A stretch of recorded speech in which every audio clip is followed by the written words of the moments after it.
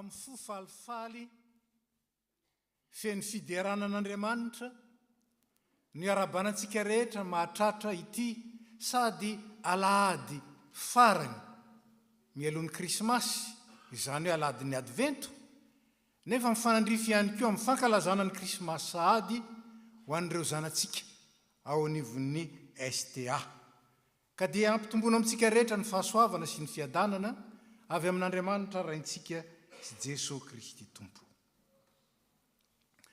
Ny fandaminana ho antsika izay namandrika toerana ho an'ny zanantsika, any ivelany ny zanantsika ny manaraka ny fanompam-pivavahana, noho izany tsy mila mandriana toerana izy, fa dia sokafantsika ho an'ny ireo olon-dehibe ny toerana izay fandrintsika ho an'ny zanantsika. Amin'ny anaran'ny Ray sy ny Zanaka ary ny Fanahy Masina, ny Salamo 5:20 no akantsika andininy vitsivitsy, entsika midera sy manome voninahitra an'Andriamanitra ary mampahery ny fontsika no ny asa mahagaga ataon'ny Tompo. Ny famindrampon'i Jehova no iraiko mandrakizay, hatramin'ny taranaka faramandimby no ampahafantarany vavako ny fahamarinanao.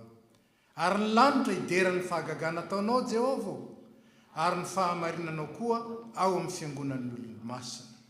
Fa iza any an-danitra no mitovy amin'ny Jehova, ary iza amin'ny zanak'ireo Andriamanitra no manahaka an'i Jehova, dia Andriamanitra matahotra indrindra eo amin'ny fiangonan'ny olo-masiny ary ajainy izay rehetra manodidina azy. Sambatra ny olona mahalala ny feo mahafaly, Jehova amin'ny fahazavana mitavanao no andehanany. Ny anaranao no faliany mandrakariva ary ny fahamarinanao no isan-dadana. Amen.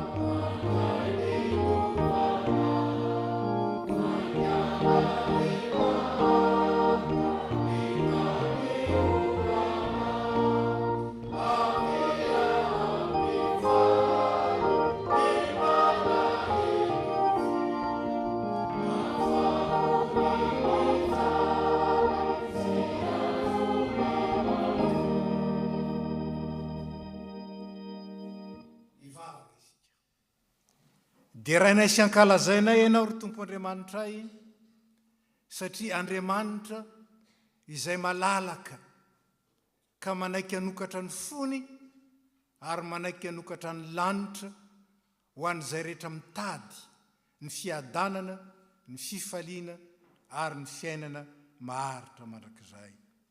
Misaotra anao izay fa mamangy anay indray ianao amin'ity krismasy 2024 ity, ary ny famindramponao no anavozanao izany ho an'ny tany, mba azahoanay miavao, azahoanay mibebaka, ary azahoanay mandre indray ny antso-pamonjenao, ka andraisanay tokoa an'i Jesosy Kristy mitondra fiadanana ho an'ny isam-batan'olona, ho an'ny isam-pianakaviana, ho an'ny firenena, ary indrindraindrindra ho an'ny fiangonana.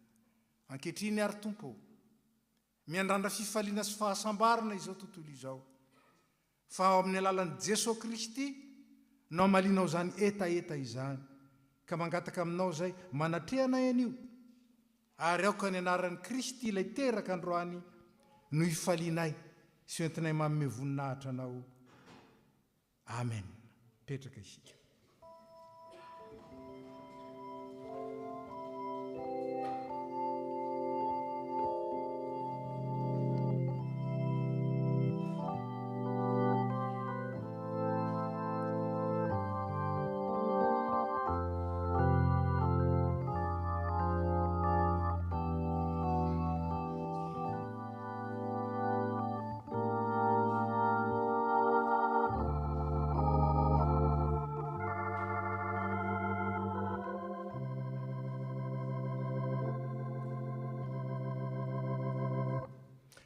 Ry havana, tsy teo any an-tranon'ompontsony Jesosy no amantana. Tsy te any ivelany akory azy izy no amantana, fa ao am-pontsika. ao amin'ny tokantranontsika, eo amin'ny fiainantsika isan'andro. Indraindray anefa efa feno ny toerana.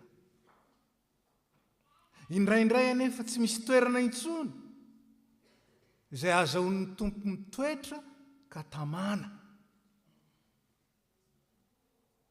Indraindray tsy vonona ny fontsika, ny tokantranontsika, ampiantrano ilay zanak'Andriamanitra tonga hamangy izao tontolo izao.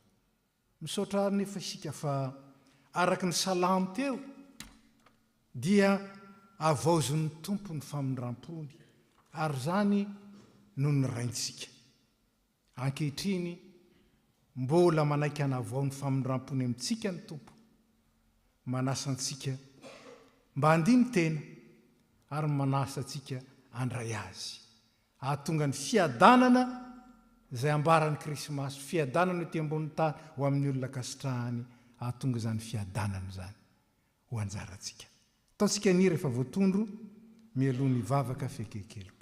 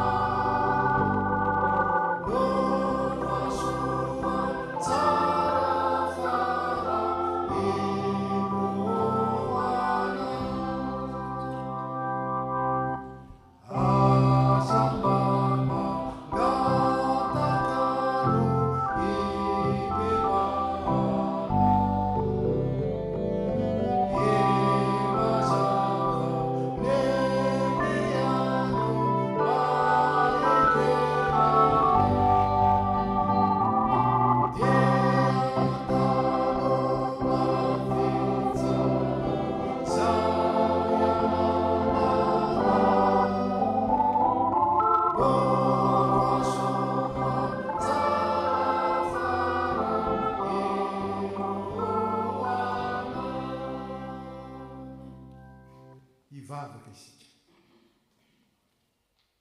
Saotra tompo ny amin'izao fotoam-pamangina izao indray. Raha miantso anay ianao hitsena anao, dia ianao efa vonona hatramin'ny ela. Handray anay, hizara aminay ny famonjena, ary ampitobaka sy ampisitraka anay ny fiadanana, ny fifaliana, ny fahazavana, ary ny fiainana mandrakizay. Ndrisy anefa tompo, fa variana mitady fiadanana araka ny maha-olombelona eto amin'izao tontolo izao zahay. Sasatra mipenipenina etsy sy aroa, mitady fifaliana amin'ny fomban'ny olombelona izahay. Mitady fiainana izahay kanefa any amin'izay mamafy fahafatesana no iazakazahanay. Mitady fahasambarana izahay, nefa ny fahasambarana mandalo ny fikiranay, fa tsy ny fahasambarana maharitra mandrakizay omenao amin'ny alalan'i Jesosy. Misaotranao anefa izahay, avelanao mbola andiny tena indray amin'ity Krismasy ity. Avelanao indray handray ny fahazavana avy eny ambony, ka hanetry tena sy hibebaka, hiaiky ny fahadisoana, ary handray ilay Kristy tsy ho any an-tranon'ompontsony na ho any ivelany, fa ho ao am-ponay, ao amin'izay sarobidy indrindra amin'ny toerana ao anatinay ao. Koa enoy ary ny vavakay, raiso ny fifonanay, ary omeo anay ny famelan-keloka miaraka ny fiangonana raha nay be famindram-po mitalao aminao zay mamelany elokay diovy zay ho afampahotana sasao zay mba ho afakeloka ary avao zo ny fanahinay mba vonoka nompo anao ny fitiavan'i Jesosy Kristy zanaka ao mpamonjy anay no angatanay aminao. Amen.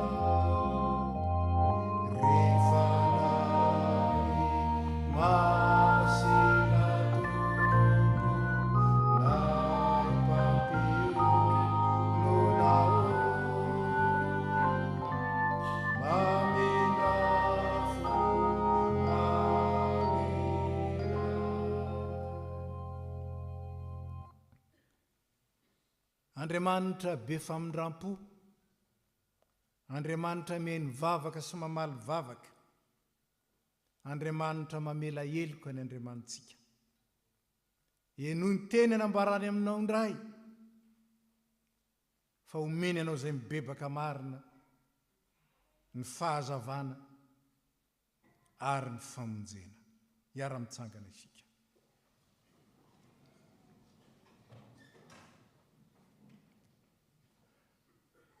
Mangoraka sy mamindra fola i Andriamanitsika, ko masoandro miposaka avy any ambony noho ny rany amangitsika, mba hanazava ireo mihitsoka ao amin'ny maizina sy ao anatin'ny aloko ny fahafatesana, ary mba hitarika ny diantsika hizotra makany amin'ny fiadanana, dia Jesosy Kristy ilay mpamonjy izao tontolo izao.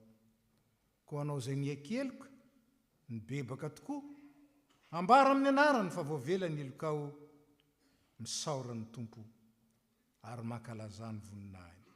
Amen.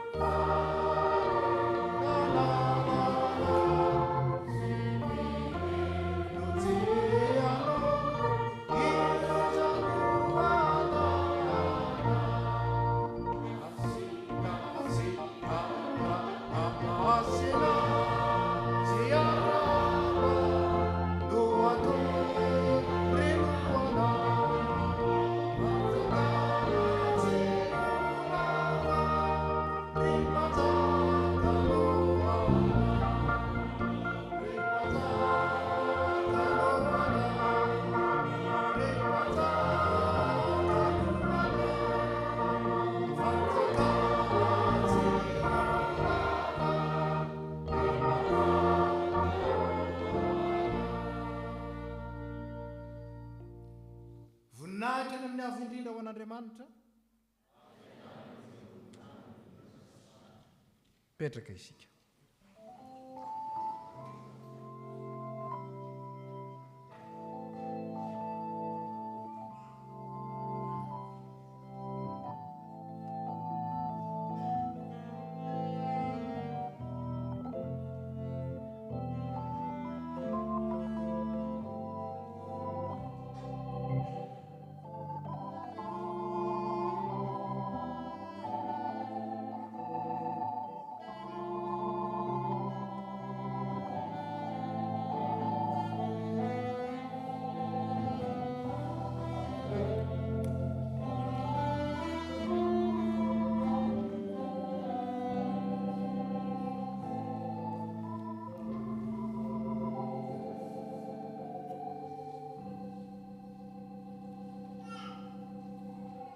Mialoha ny akaran'ireo zay vavaka sy hitarika antsika amin'ny fanarana ny famakina ny soratra masina ataontsika nira izay efa voatondro.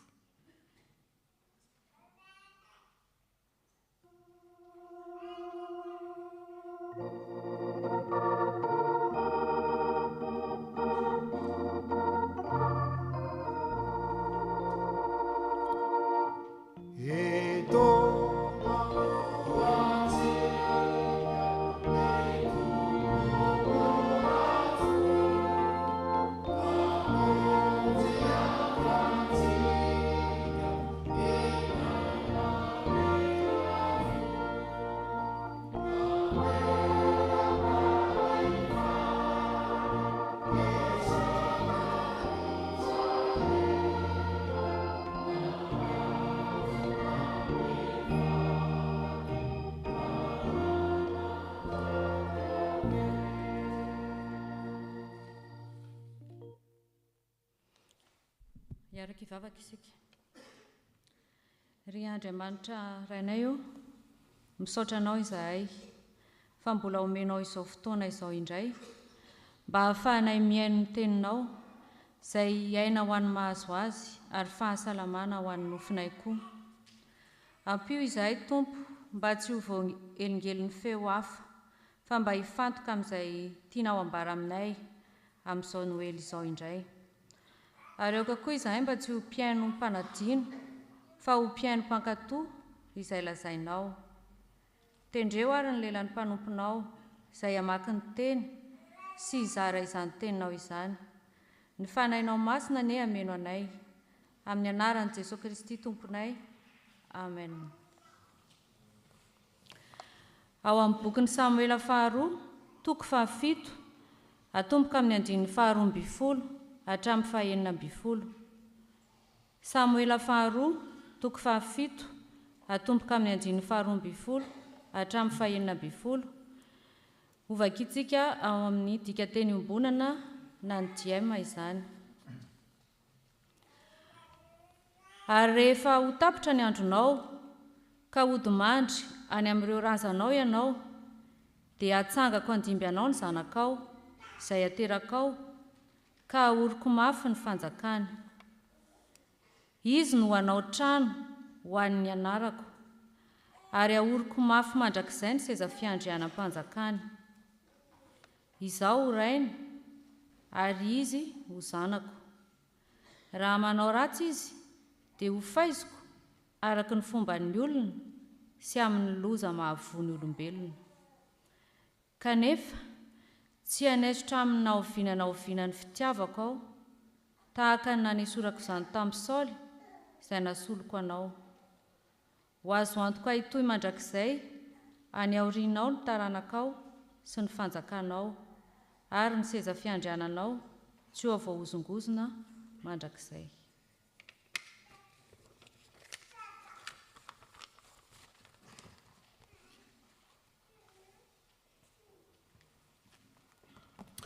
Nous allons poursuivre la lecture dans Romains chapitre 16, versets 25 à 27.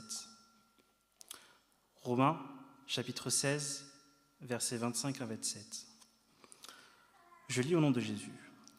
Louons Dieu, il a le pouvoir de vous fortifier dans la foi, selon la bonne nouvelle que j'annonce, le message que je prêche au sujet de Jésus-Christ et selon la connaissance que nous avons reçue du plan secret de Dieu. Ce plan a été tenu caché très longtemps dans le passé, mais maintenant, il a été mis en pleine lumière par les livres des prophètes. Conformément à l'ordre du Dieu éternel, il est porté à la connaissance de toutes les nations pour qu'elles croient en lui et lui obéissent. À Dieu seul sage soit la gloire par Jésus-Christ pour toujours. Amen.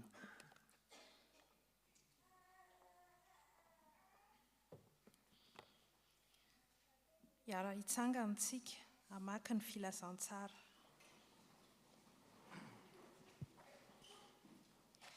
Filazantsara araka ny Lioka, toko voalohany, andininy fahaenina amby roapolo ka hatramin'ny fahavalo amby telopolo. Vakitsika amin'ny anaran'i Jesosy Tompo. Rehefa bevokenim-bola ny Elizabeta, dia nirain'Andriamanitra ny anjely Gabriela ho any amin'ny tanàna anankiray any Galili atao hoe Nazareta, akao amin'ny tovovavy fofombadin'ny lehilahy atao hoe Josefa. io Josefy io dia taranaki Davida mpanjaka, ary Maria no anaran'ilay tovovavy. Niditra tao an-tranon'i Maria ilay anjely ka nanao taminy hoe: mifalia ry no asoavin'ny Tompo, momba anao hatrany izy. Taitra tokoa i Maria no izany teny izany, ka nieritreritra izay mety ho hevitr'ilay fiarabana. Ary hoy ny anjely taminy: aoka izay ny tahotra ry Maria, fa efa nahazo tombontsoa tamin'Andriamanitra ianao. Hitoejazy ianao ho tera-dah, ary Jesosy no ataonao anarany. Ho lehibe izy sady antsoina hoe zanaky ny avo indrindra. Ny Tompo Andriamanitra tonga azy ho mpanjaka, andimby an'i Davida razambeny, dia anjaka mandrakizay amin'ny vahoaka Israely izy, ary tsy hanapahataperana amin'ny fanjakany. Fa hoy Maria tamin'ny anjely: anao ahoana ary no hahatanteran'izany, fa izao manko virjiny. Dia novaliany anjely hoe: ho tonga eo aminao ny fanahy masina, ka ny herin'ny avo indrindra hanarona anao. Noho izany, ilay masina hateraka ao dia antsoina hoe zanak'Andriamanitra. Ary indro i Elizabeta havanao efa mitoejaza koa. Na inizy antitra iny aza, ary efa be vokenim-bolana izao ilay natao hoe momba. Fa tsy misy zavatra tsy ho vitan'Andriamanitra. Tamin'izay dia hoy Maria: ity aho mpanompo vavin'ny Tompo, aoka ny ho tonga amiko araka ny teninao. Dia nandao azy ilay anjely.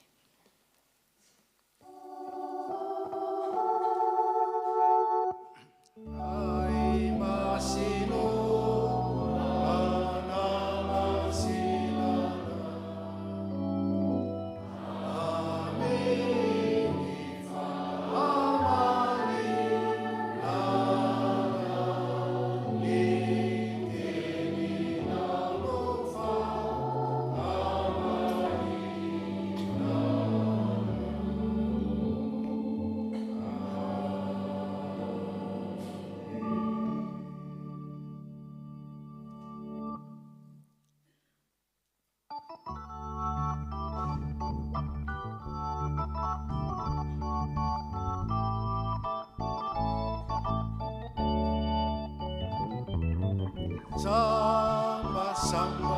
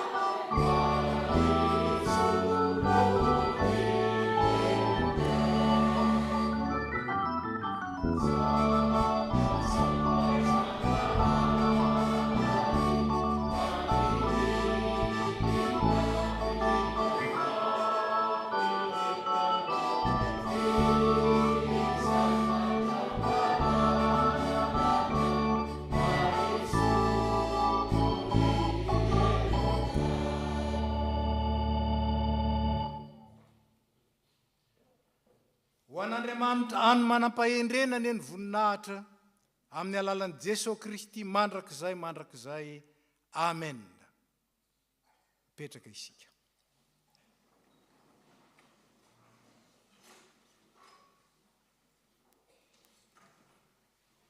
Ity epistily nosoratan'i Paoly ho an'ny Romanina ity, no noevery ny fiangonana fa anovozana ny fototra ny amin'ny finoana. Ary zany nahatonga azy ho napetraka voalohany amin'ireo epistily, na dia tsy izy aza no lehibe indrindra na navesatra indrindra teo amin'ny tantara.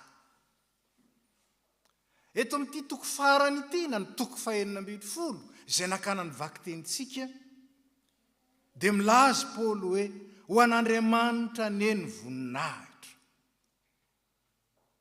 Ho an'Andriamanitra neny voninahitra.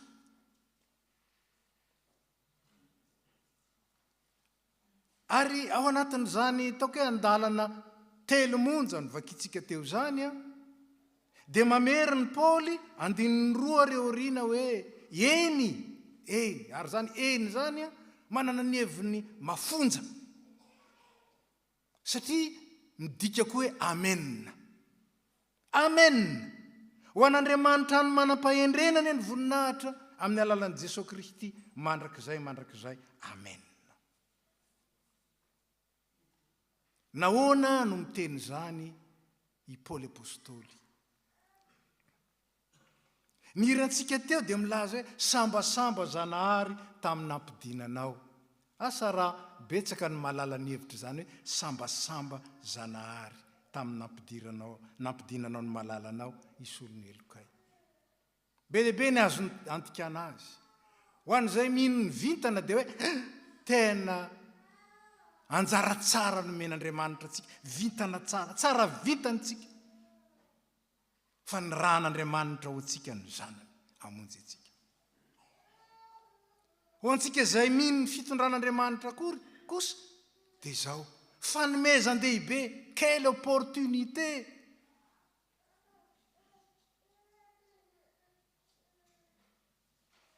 Tsy misy ohatran'izany ary azo lazaina azy hoe tsy hiverina fanorono zany. Fa zavatra rangeza be no men'Andriamanitra antsika ny ahatongavany zanany malalany isolony elontsika. Antsika moa ny amaritan'ny mpandinika sasany ny amin'ny atao hoe faravodilanitra na horizon. Inona natao horizon? Fa nilazaiko teto zany. Sady manondro ny farataka-maso. Zany hoe izay tratran'ny masontsika ny atao hoe faravodilanitra. Fa milaza no avy koa zany. Manahoana ny aveniranao.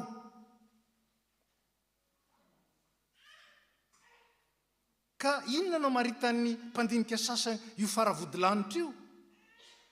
Io no ambaran'ny mpandinika fa iaonan'ny lanitra sy ny tany. Ny faravodilanitra na ny horizon no mampiona ny lanitra amin'ny tany. Raha tonga tetiny zanak'Andriamanitra dia nambara tamin'ny mpiandriondro vitsivitsy ny fahatongavany. Dia nisy anjely alikisa, hoy ny fitantaran'ny lioko azy. Nisy anjely alikisa avy any an-danitra niseho ka nideran'Andriamanitra hoe voninahitra ny amin'ny avondrindra ho an'Andriamanitra ary fiadanany ety ambonin'ny tany amin'ny olona kasitrahany. Vao ny famalitsika teo zany. Voninahitra ny amin'ny avondrindra ho an'Andriamanitra. Milaza zany amin'ny heviny ara-tsoratra masina fa ny voninahitra lafatra indrindra, ny voninahitra tsara indrindra, ny voninahitra avo indrindra dia atolotra feno an'Andriamanitra noho ny nanirahany zanan'ilay tokana ho ety an-tany. Nahatsapy zany mihitsy ny mpamorokira kalaza tahaka ny Handel. Ka namorokira fanomezam-boninahitra an'Andriamanitra noho ny amin'ny nanirahany ny zanan'ilay tokana ho antsika mba hamonjy izao tontolo izao.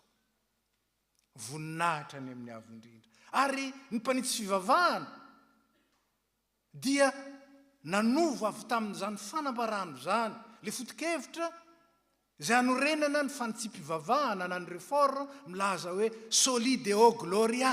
Ho an'Andriamanitra irery ny voninahitra. Mendrika zany izy satria tsara sady mpanao tsara. Manome voninahitra an'Andriamanitra ao amin'ny fahaterahany Jesosy Kristy ny anjely avy any an-danitra. Milaza zany fa ity krismasy ity dia krismasy izay mampientana ny olona sy manosika ny olona hanome voninahitra an'Andriamanitra fa na ny anjely aza tsy dila tamin'izany. Hanika rehefa tonga ny zanak'Andriamanitra dia nanakoako ny hira fiderana avy any an-danitra, anjely alikisa par millier no ny oby hoe voninahitra any amin'ny avo indrindra ho an'Andriamanitra. Zany ny seho avy any an-danitra. Fa ny tety an-tany kosa ahoana? Tany am-pihinanam-bilona, tany amin'ny tranom-biby, tany ny tokan'Andriamanitra no namantana, tany izy niteraka, fa tsy nisy itoerany tany amin'ny toerana manan-kaja. Tsisy toerany tany amin'ireo suite any amin'ny hôtely katrakatraka tamin'izany. Tsy nisy ny toerany tao amin'ny tranon'ny olona izay velona tamin'izany andro izany. Any am-pihinanam-bilona. Nefa neny avy any an-danitra nampahakonakoako voninahitra any amin'ny avo indrindra ho an'Andriamanitra. Io ilay zanakalahy tokan'Andriamanitra tonga tamin'ny voninahitra, fa izao tontolo izao kosa nijery azy tao anatin'ny fantrany. Nefa ny fitiavana manahoana ny porofon'Andriamanitra tamin'ny alalan'ny krismasy? Fitiavana manahoana? Zao no nambaran'ny soratra masina azy, eny no tiavin'Andriamanitra fantatry izao tontolo izao. Antsika tsara io, ka nomeny ny zanan'ilay tokana mba tsy ho very izay rehetra mino azy fa hanana fiainana mandrakizay. Jaona 3:9. Toy izao no tiavan'Andriamanitra izao tontolo izao. Tian'Andriamanitra loatra izao tontolo izao, tiany amin'ny farafitiavana. Ka nenehony ny fitiavana ambony indrindra tsy misy to azy. Saingy izao tonga tany amin'ny azy izy ho Jaona, fa ny azy tsy nandray azy. Tsy nisy nitsena ny zanak'Andriamanitra tonga teo amin'izao tontolo izao e. Nefa zany fitiavana nasehony, zany fanetretena, zany fahafoizan-tena nasehony ho antsika. Tonga taty amintsika izy, fa isika tsy nandray azy. Mety tsy amintsika izao zany, mety tsy amiko tsy aminao zany, fa marina teo amin'izao tontolo izao zany. Nefa hitondra fiadanana mihitsy ny natongavany. Nefa hitondra fampihavanana mihitsy ange ny natongavany. Nefa mba hampanankarena antsika amin'ny harena maharitra mandrakizay ny natongavany. Izao tontolo izao mila ny Jesosy, tsy nandray an'i Jesosy. Jereo nge zava-miseho ankehitriny, ny firenentsika mahantra sy mizarazara. Ny atsy Afrika afovoany atsy, raha tsy anjakan'ny firenen-kafa dia tanondomin'ny islamista. Ny atsy Yémen miady ny prala, ny atsy Ukraine mandrendriranantsy, ny atsy Israel ady mety aharitrela. Ary ny eto amintsika misy antsika, vigilance niveau 5. Zany izao tontolo izao misy antsika. Ary anambaran'ny Tompo ny fiadanany entiny zanany. Fiadanana hoe ty ambonin'ny tany amin'ny olona kasitrahany. Mila ny fiadanana entiny Kristy izao tontolo izao mikorotana. Mila ny fiadanan'i Kristy ny tontolo iainana mandrendriranantsy. kanefa toa mararaotra ny fetin'ny fahatongavany, ny fetin'ny Krismasy anaovana izay daniny kibo. Nefa manao izay mampalahelo ilay mitondra fifaliana sy fiainana ho azy. Mifeteny aniversairan'ny Kristy tsy misy Kristy. Mifeteny aniversairan'i Jesosy tsy mahalala an'i Jesosy. Zany ilay izao tontolo izao. Na izany aza nefa be famindram-pony Andriamanitsika. Zany ilay vaky teny salamy raintsika teo. Zany ilay fanambaran'Andriamanitra ny amin'izao Krismasy avaoziny izao. Ny ray mandeha ihany ny Krismasy fa nahoana no avaozin'Andriamanitra hampatsiarovana antsika ny amin'ny fitiavany lalina ary fitiavana ho an'izao tontolo izao. Ambarako rapitso zany. Avaozin'Andriamanitra isan-taona ny afatry ny Krismasy. Avaozin'Andriamanitra isan-taona ny fanomezan'ny fiadanany. Avaozin'Andriamanitra isan-taona ny indrafony iantson'ny olona hamaly ny fitiavany amin'ny fandraisana ny zanany hitoetra ho aminy. Hamaliny ny asa mahagaga an'Andriamanitra amin'ny fankasitrahana sy ny fanoratena mba ho azy.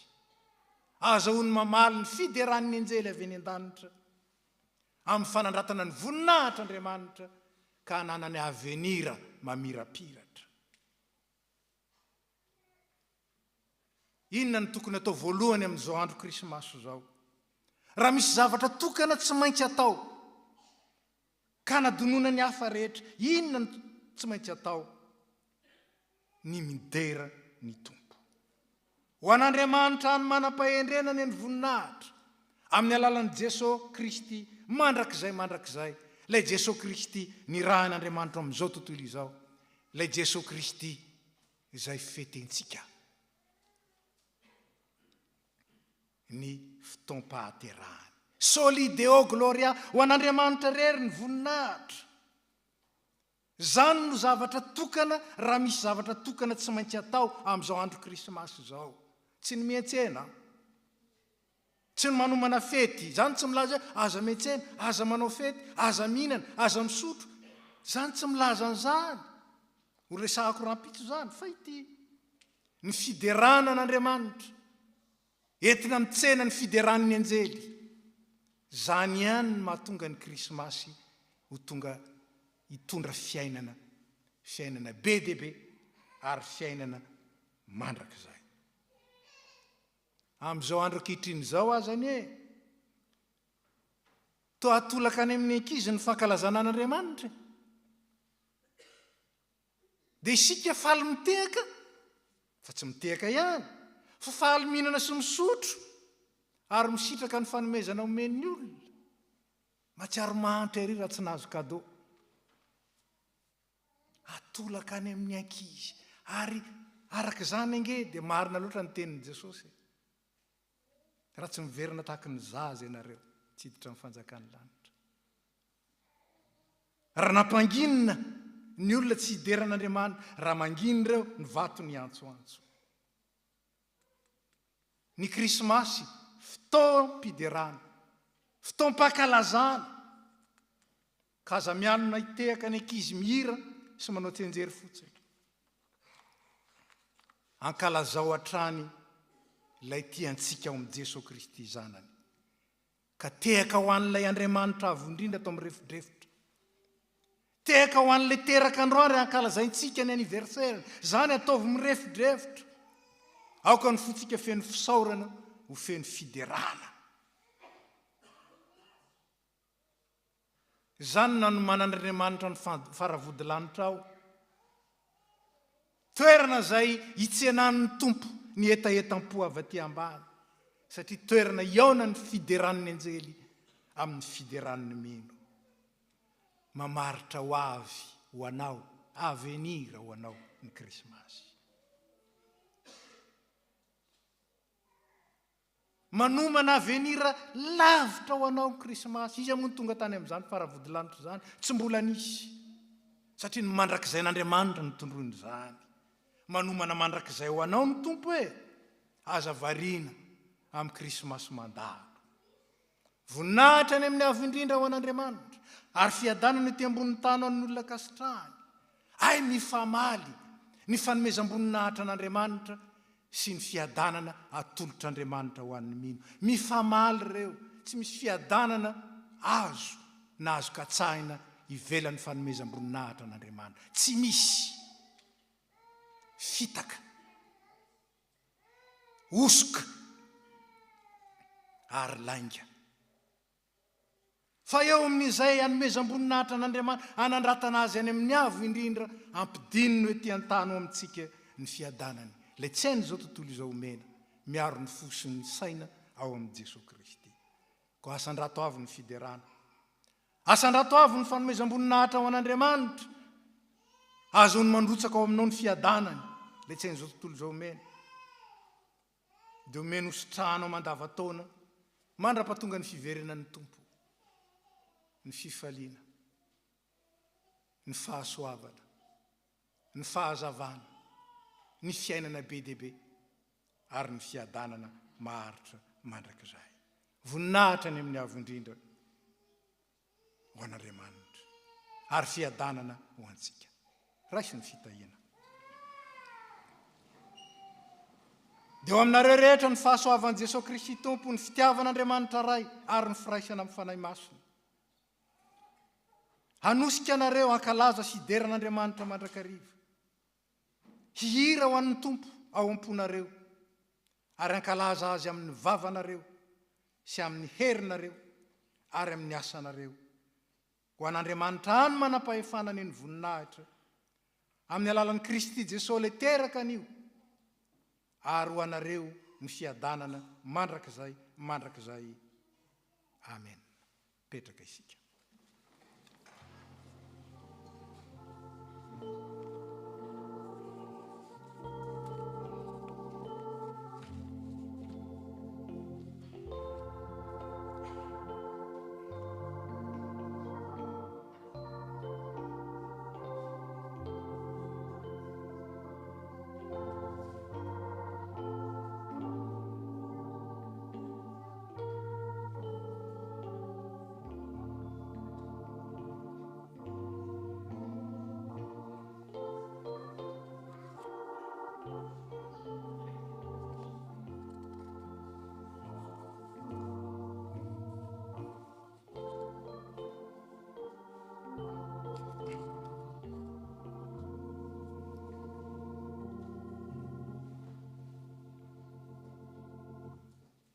Raha izany ary ny atsara sy ny fitiavan'ilay Andriamanitsika, andeha hanavao indray ny finoantsika sy ny fiderana ary ny fisaorana azy isika.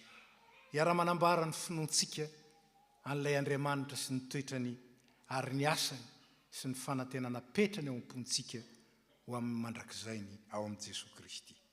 Dia rahantsika manonona ny fanekam-ponina apôstôlika eo am-pitsanganana. Mino n'Andriamanitra ray sy Tompo an'lanitra sy ny tany, ary mino Jesosy Kristy zananay tompontsika, izay nitorotoroana tamin'ny fanahy masina, nateraky Maria Virjiny, nijalana napaka Ponty Pilato, nombona tamin'ny azo fijaliana, maty ka nandeva, nidina tamin'ny fiainatsika, nitsangana tamin'ny tamin'ny andro fahatelo, niakatra ao an-danitra, mipetraka ao ankavanan'Andriamanitra ray sy Tompo, avy any avy ny tsara ny velona sy ny maty, mino ny fanahy masina azy.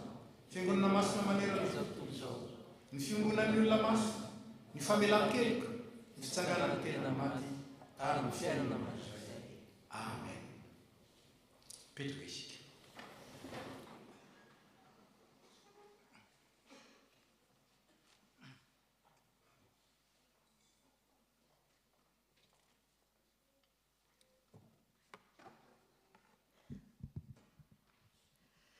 Ny mpitandrina sy ny komitin'ny FP Matolozy dia mbola faly miara-patsika indray amin'ny anaran'i Jesosy Kristy lohan'ny fiangonana sy tompon'ny asa. Toy izao indray ny vaovao azo ambara amintsika anio. Vaovao ny tafo, filazana teraka. Nous avons le plaisir de vous annoncer la naissance de notre fille Idriss Quintana Grace, de la part de Papou et Mamourakout Njafaja, Idriss Jessine et Maëva, Jaya et Luna. Mais par la grâce de Dieu, je suis ce que je suis. et sa grâce envers moi n'a pas été sans résultat. 1 Corinthiens 15, 10a. Vovô Vamisampana Inchpio. La section Inchpio a le plaisir de renouveler sa vente de calendrier pour l'année 2024. Le calendrier est au tarif de 15 €, au format 20 x 20. La prise de commande peut se faire soit en remplissant le formulaire dont le lien est affiché à l'écran, soit tous les dimanches auprès du stand de vente mis en place après le culte. Nous vous communiquerons par message quand la commande sera prête. Selon ce qui est écrit au 1 Corinthiens 15, 58b, votre travail ne sera pas vain dans le Seigneur. Vovô Vamisampanatili. Wanreu zay nanao commande bûche dia azo alaina ao ny amin'ny birao ny fiangonana aty ambadika zany ireo bûche au chocolat. Fa ny parfum vanille sy fruits exotiques kosa noraitsina etsy amin'ny cafétéria. Rakom-pisaorana Krismasy. Salamo 412 manao hoe inona no avaliko an Jehova noho ny sorehetra nataony tamiko. Toy ny fanao isan-taona dia isy ny fanolorana rakom-pisaorana Krismasy manokana ankoatra ny rakitra mahazatra antsika.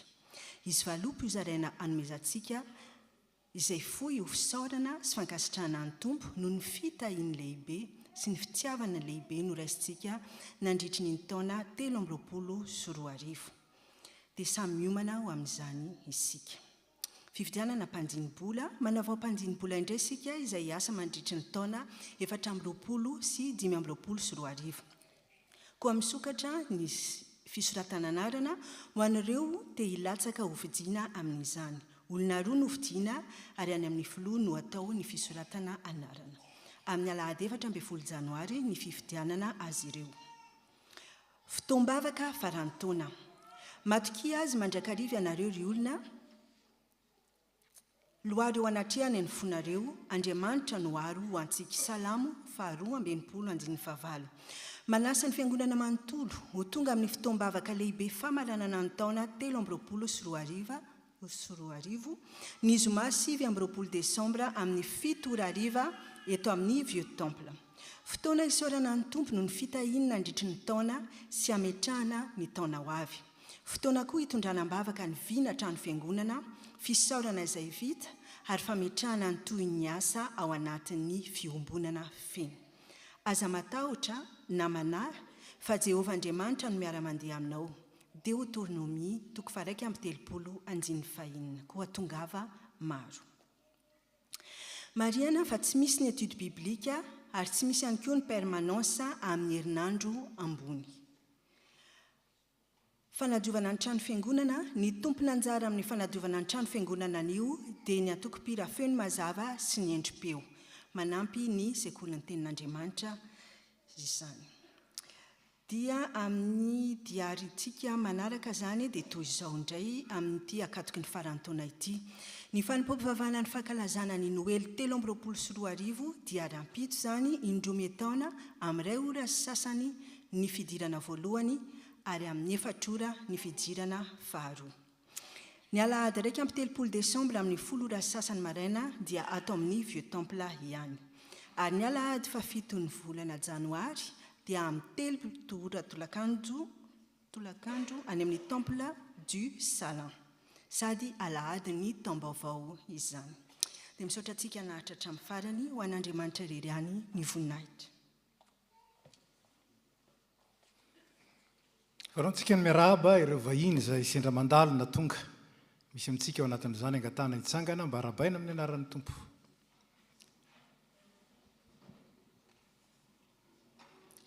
Dia fifaliana ho anay ny miarahaba sy mandray anareo tonga soa eto amin'ny FPMA Toulouse.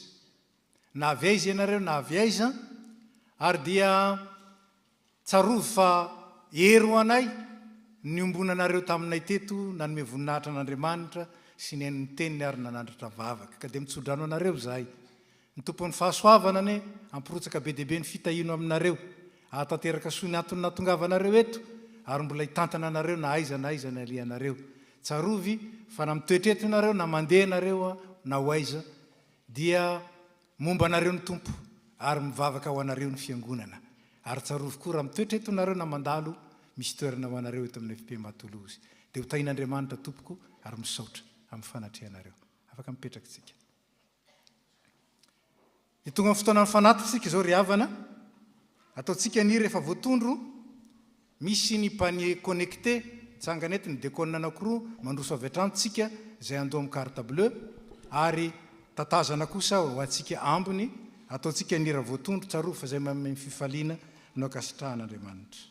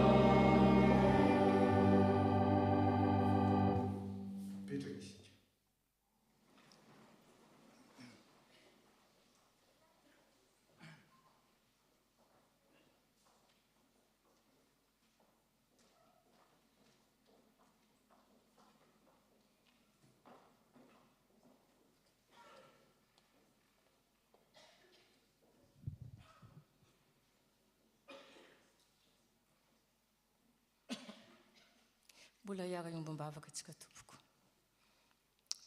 Hoy Andriamanitra Rena izay an-danitro, mbola faly misaotra anao izay Tompo satria asehonay aminay miandrahandra ny habe ny fitiavanao sy ny famindram-po izay omenao anay isanandro isanandro.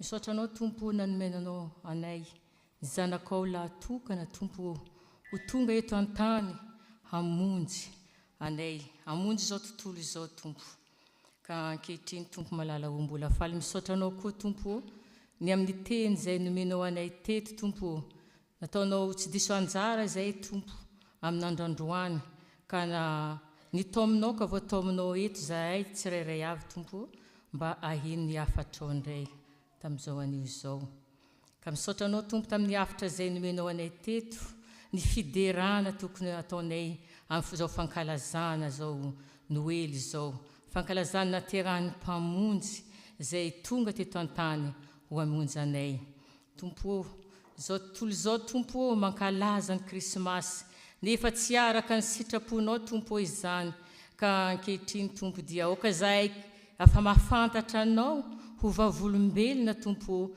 eo amin'ny manodidina anay amin'izao fankalazana krismasy zao ary andeho ny fiderana anao tompo izany nataonay lohan-daharana araka izay nambaranao teto ho tahaka ny magy koa zay tompo dia ny ankohoka teo anatrehanao raha nahen'ny fahaterahanao tompo ka entinay izany tompo zay kristiana hanavoan'ny fanolorany tena aminao indray amin'izao tsingeritaona naterahanao izao tsy ataonay fahazarana tompo malala fa hataonay tena hanovan'ny fiainanay tokoa satria tonga teto ianao tompo ho mpanjakanay ary ankohoka eo anatrehanao zahay tompo ka hanolotra zay tsara indrindra zay no tahaka nataon'ireo magy nanovotra zavatra tsara indrindra zavatra sarobidy ka ny sarobidy aminay tompo dia ny fonay oka zahay kristiana tompo malala ho mba ho hanolotra izany fonay izany ary mitoetra ho anao anatinay amin'ny tokantranonay amin'ny fiainanay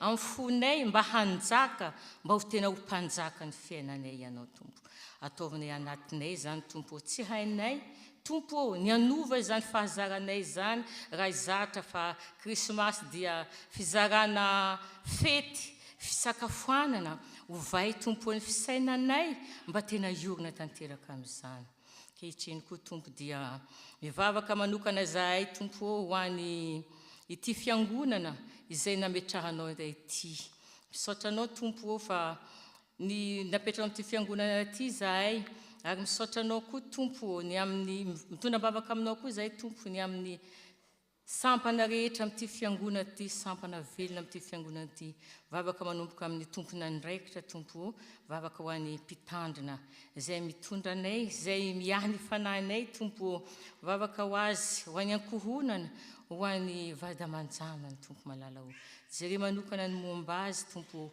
omeo fifaliana tretrika izy tompo amin'ny fiainany indrindra amin'izao krismasy fifaliana izao tompo ataovy tena miavaka ho azy tompo izao krismasy izao vavaka ho an'ny tomponandraikitra rehetra amin'ny fiangonana tompo ny komity ny loholom-piangonana ary ny sampana rehetra velona amin'ity fiangonana ity oka mba tena fotoana anoloranay ny tenanay hanavoazanay tompo ny tenanay tompo izao krismasy 2023 izao kehitriny koa zay tompo malala ho masiaram-bavaka tompo ho an'ny marary na ny ana amin'ny tokantrano na ny ana amin'ny hôpitaly tompo na inona ny endriky ny aretina zany tompo na ara-pananaratsaina dia ianao tompo no angatanay hijery izy ireo manokana efa tonga teto ianao tompo hamonjy anay hamonjy ny marary tompo hanasitrana ka oka ianao tompo hijery izy ireo manokana ao anatiny izao androm-pifaliana no eri-pifaliana zao tompo ny kasihanao ny tanan'izy ireo ka anasitrananao azy ireo mitondram-bavaka koa zay tompo ho an'izay trapahoriana amin'izao fotoana izao maro tompo ny ankehitriny dia miondrika amin'ny alahelo na amin'izao andro krismasy zao tompo dia nandalo fahoriana izy ireo dia aza vela iondrika amin'izany alahelo izany izy tompo mba hanana fifaliana ao anatiny izy ireo fa tonga teto an-tany ianao tompo hamonjy sy hanavotra izao tontolo izao ka oka izy ireo tompo hibanjina ny fiainana mandrakizay na ao anatin'izany alahelo izany mba hitraka tompo ka zany fahafatesana izay mandalo amin'izy ireo fotoana izay hanova ny fiainan'izy ireo ka hiazakazaka hanatinanao ka hibebaka ka ankehitriny koa tompo izay mahatsiaro ambavaka ny Madagasikara tanindrazanay jereo manokana tompo ny tanindrazanay tsy miafina aminao ny zavatra rehetra mandalo any Madagasikara ny fahoriana tompo ary fijaliana fahantrana tompo malala ho anao tompo afaka manova zany Madagasikara zany indray mpimaso ataova iova tompo ny malagasy rehetra ny mpitondra fiangonana rehetra tompo jereo izy ireo tompo amin'ny fankelezana ny teninao eran-tany mba hanova tompo ny tsirairay anatrehan'izany tondram-bava koa zay amin'izao fotoan'izao tompo ho an'ny ity toerana zay mandray anay ity a France tompo ka ianao tompo ny toetra ny fiadanana amin'ny toerana ity ary mba hiadananay tsirairay avy ka ankehitriny koa tompo dia anomana ankalaza zany fankalazan'ny Noely zany ny ankizy amin'ity fiangonanay ity ka mangataka aminao tompo hiaraka amin'izy ireo anio zany fifaliana zany amin'ny fiangonana tompo malala ho ary aokany fa tena tretriky ny fifaliana izay rehetra tompo ka hiaraka hidera sy ankalaza zany Noely izay fifaliana izay nomenao anay natongavanao teto an-tany zany vavaka zany tia apetranay amin'ny anaran'i Jesosy.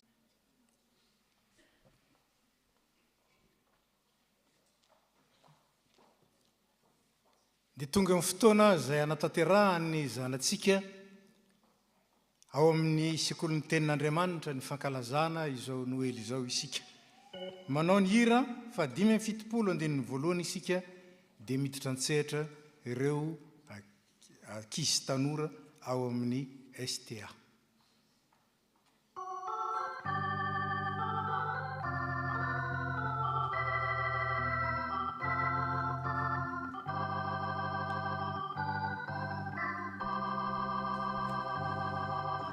Andro malaza sady sotoko lay andro za nisehoany Jesosy zay nantena ny mpamenanekeo mba ampiseho fihavanana mifaly sy miobe amafy efato galim-panavo avi kamidera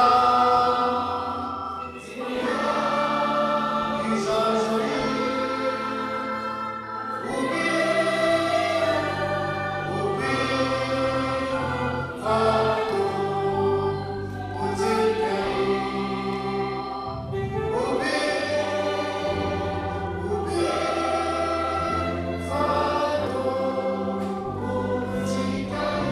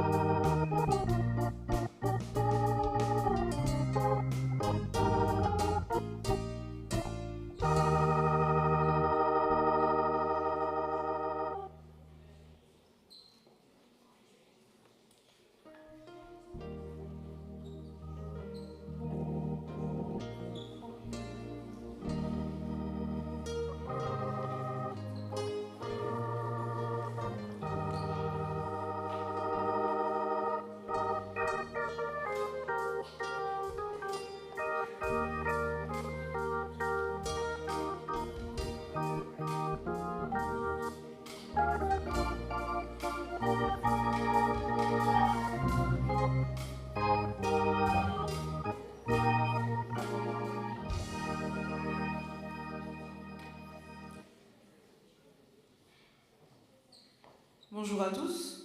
La STA Toulouse est heureuse de se présenter devant vous pour célébrer ensemble la naissance de Jésus. Le thème qui a été choisi cette année se base sur le verset qui se trouve dans Jean 3, verset 16. « Car Dieu a tant aimé le monde qu'il a donné son Fils unique, afin que quiconque croit en lui ne périsse point, mais qu'il ait la vie éternelle. » Notre section va vous présenter, à travers des chants, des scénettes, et plein d'autres choses encore, comment nous pouvons bâtir notre vie en Jésus. À Dieu seul soit la gloire.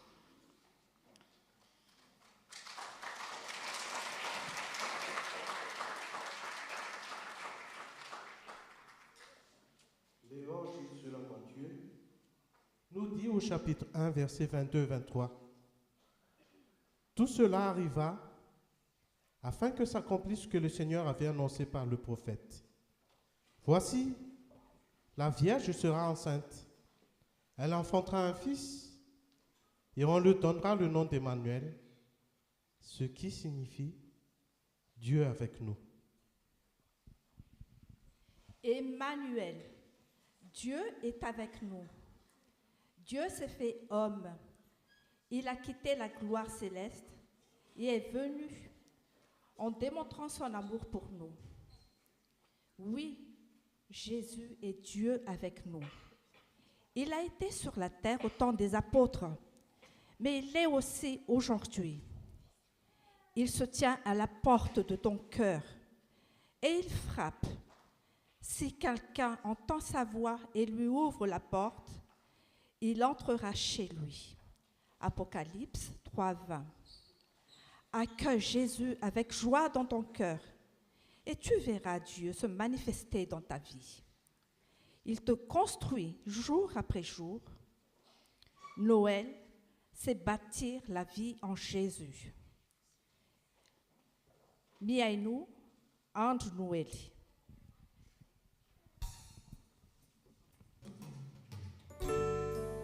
Thank you.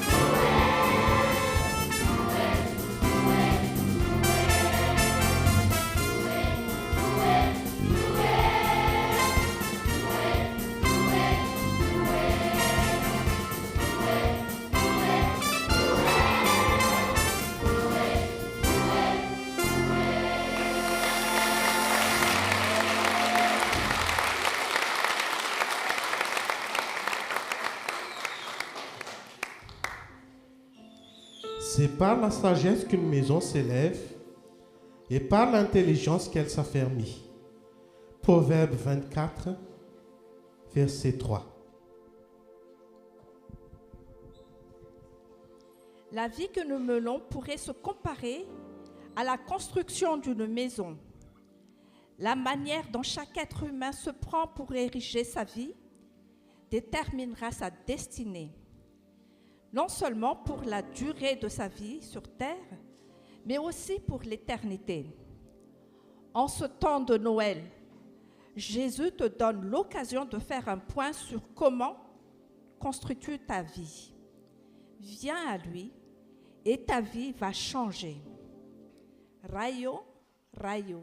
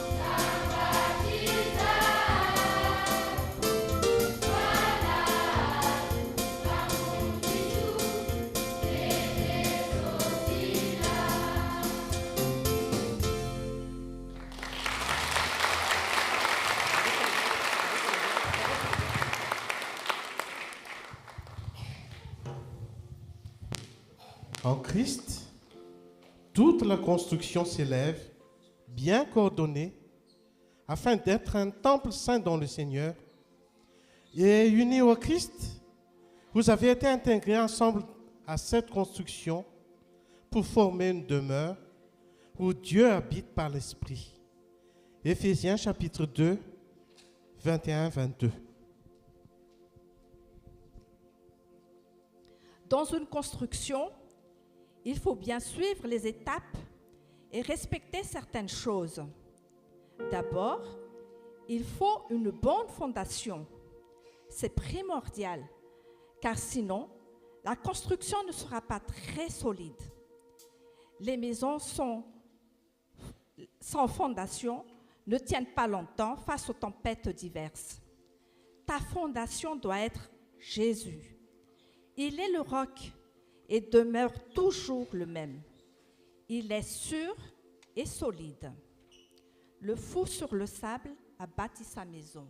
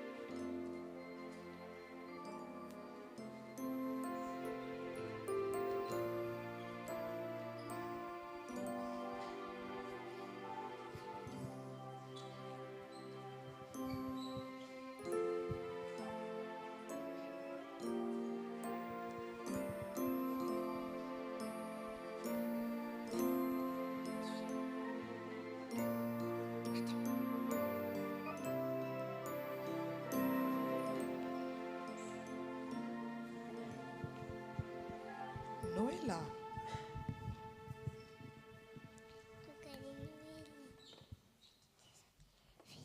Fiti Ezequiel, Ukasikirevu, Savana Kiev.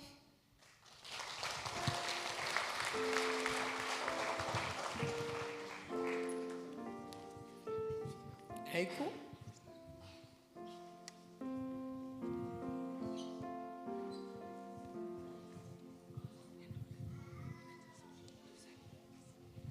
Adesat,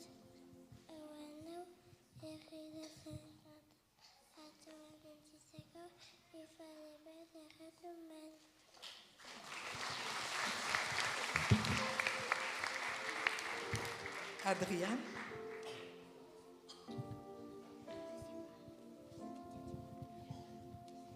O bio nas anais, o bio lai Jesu, o bio resagas, o bio anatuku.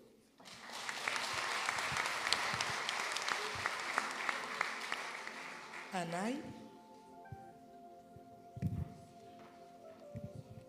Ijutunga bamuti, il était à 40 ans.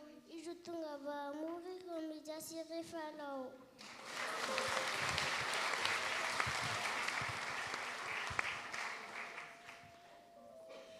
Layana. Tauna maru, ni fandimbi, nu ni reduna, ni ankizi, ufi derana, ani jeso, ni tunja avucha sisu. Ah. Sinapui sinatoku, fatipata dan paso su, nuna terra kimsila ipamochi. Si.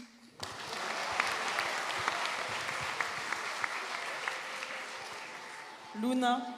Fatawa bala lubi chucha, timba tu fatena tut, nunekena ni tuerana, nufane una fane fera.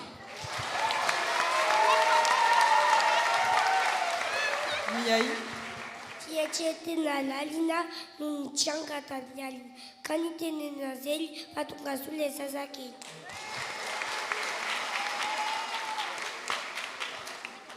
Mati. Kuderene norirei, titi sanzarizai, efanavuta miavaka, wanaitia kanavaka. Anna. Yesu Kristu zayanjaja ya famisi itunja afshale ibe, wanipanota marube. Suirina. Picha vande ibe, nunanyiraninya zanye watiki zanya inbandu vilaifia inana. Liam. Yaona uyanao, malon etuizao, untantar yanive, leifana vutande ibe. Elisou. Timisita menina vula, faumen, atika teirun, aduvafiana, nafakel. Fiza, Anjuni Noël.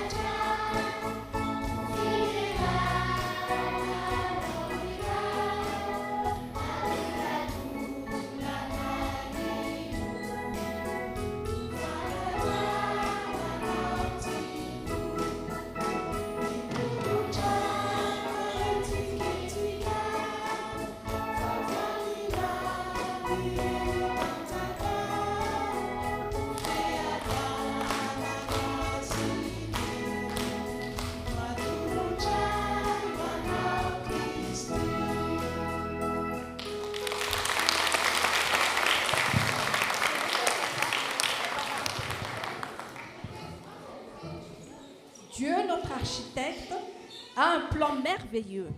C'est la Bible. Il faut respecter le plan, sinon la maison sera inachevée. Et qui voudrait d'une maison qui n'est pas terminée? Applique-toi à la lecture de la Bible et à la prière. Remets-toi à lui en toute occasion et accepte sa parole, que sa parole te conduise, t'enseigne, te parle. Ceci afin de prendre les bonnes décisions et de faire les bons choix.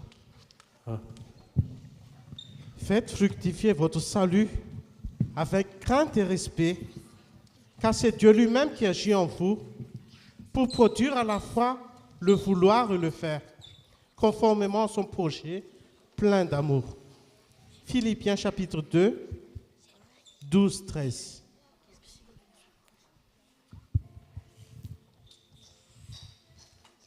C'est pourquoi quiconque entend ces paroles que je dis et les met en pratique sera semblable à un homme prudent qui a bâti sa maison sur le roc. La pluie est tombée, les torrents sont venus, les vents ont soufflé et se sont jetés contre cette maison. Elle n'est point tombée parce qu'elle était fondée sur le roc. Matthieu chapitre 7, versets 24 à 20. Les enfants des 3 et des 4 ont le plaisir de vous présenter une petite scénette. Shifumi, Shifumi, Shifumi, Shifumi. Surprise!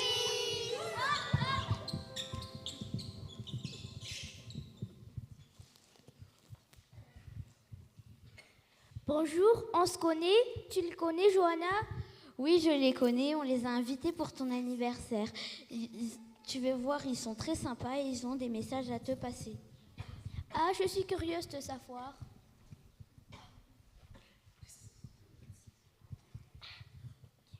Parole. Expliquez-nous la parole, les amis. Bonjour, nous sommes la parole de Dieu. C'est quoi la parole de Dieu? C'est un plan merveilleux que Dieu a créé pour chacun de nous. Un plan pour quoi faire? Un plan pour bien grandir. Qu'est-ce qu'on doit faire alors? On doit lire et apprendre la Bible qui est le plan de la parole de Dieu.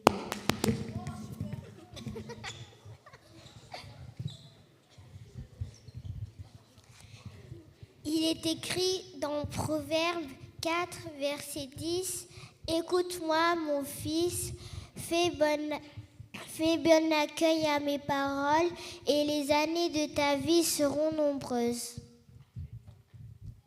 Heureux soient ceux qui écoutent la parole du Seigneur et qui la gardent.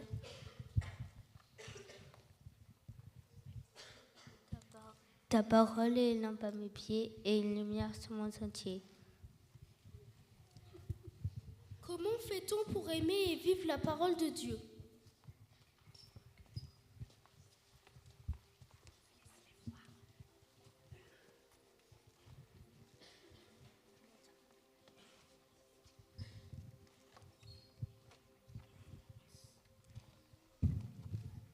C'est quoi la foi? La foi est avoir confiance en Dieu. La foi est une ferme assurance des choses qu'on espère. Une démonstration de celles qu'on ne voit pas. Ah, c'est très intéressant tout ça. J'aimerais bien vivre la parole de Dieu tous les jours. Je vais prier pour que je puisse l'appliquer dans ma vie. Mais qui peut m'expliquer tout ça? Je t'invite à venir à la STA ce dimanche avant le culte. On lit la Bible et on y apprend la parole de Dieu. Super, Johanna. J'en parlerai à mes parents. J'espère qu'ils diront oui.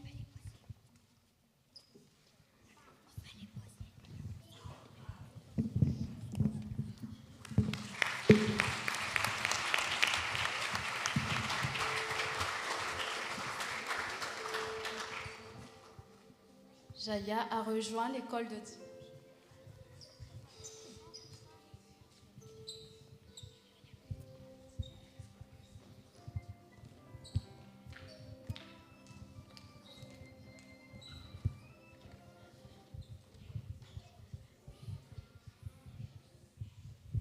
Bonjour les enfants.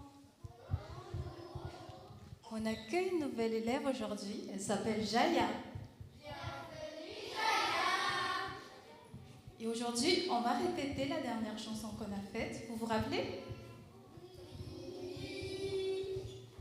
Un plan juste à ma taille.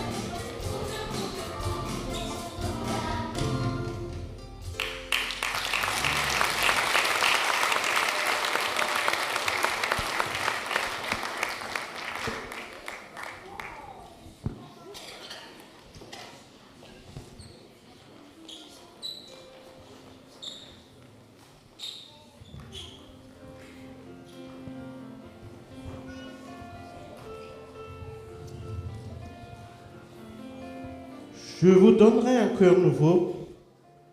Je mettrai en vous un esprit nouveau. J'ôterai de votre chair le cœur de pierre. Je vous donnerai un cœur de chair. Je mettrai en vous mon esprit. Je ferai que vous marchiez selon mes lois, que vous gardiez mes préceptes et leur soyez fidèles. Ézéchiel chapitre 36, 26-27. Comme toute construction, il faut utiliser des matériaux de bonne qualité. C'est le Saint-Esprit qui est garant de ces qualités, afin que notre construction devienne une maison où le froid ne pénètre pas, où la lumière est reine, où le calme habite et rempli d'amour. Selon Galates 5, 22, le fruit de l'esprit, c'est l'amour, la joie, la paix, la patience, la bonté, la bienveillance, la foi, la douceur et la maîtrise de soi. Les murs pourraient être comparés à ta foi. Ta foi devient solide par la nourriture quotidienne de la parole de Dieu. Et ta maison pourrait faire face aux assauts de l'ennemi. Le toit est comparé à l'amour de Dieu. C'est la protection de la maison. Il devient ainsi ton protecteur.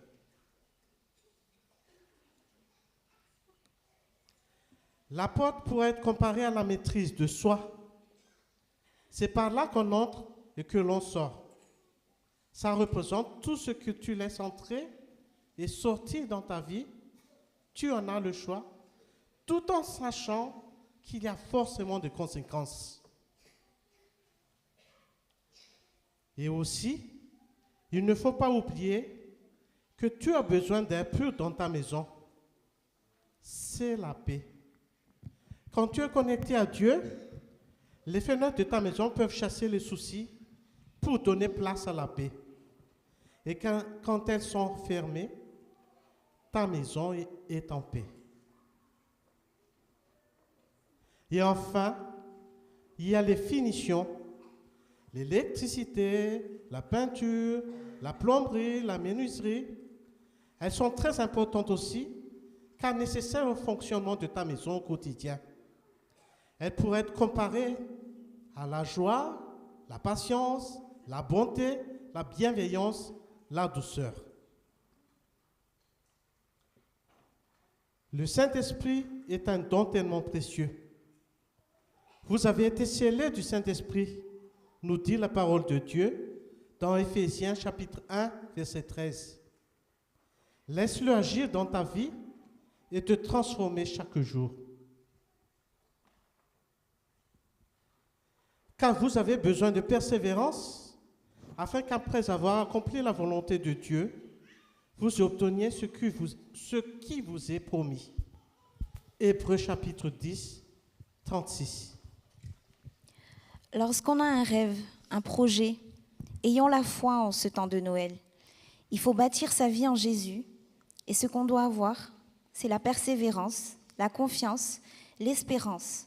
On y croit, sans oublier la louange. Mais celui qui persévérera jusqu'à la fin sera sauvé. Matthieu chapitre 24, verset 13.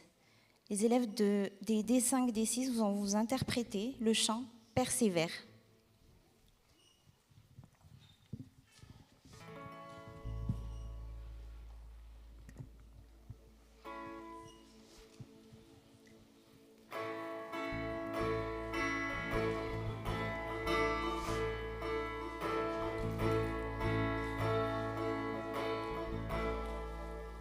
Si Dieu a mis un rêve dans ton cœur, écris-le, garde-le comme un trésor. Quoi qu'on dise, protège la vision avec passion.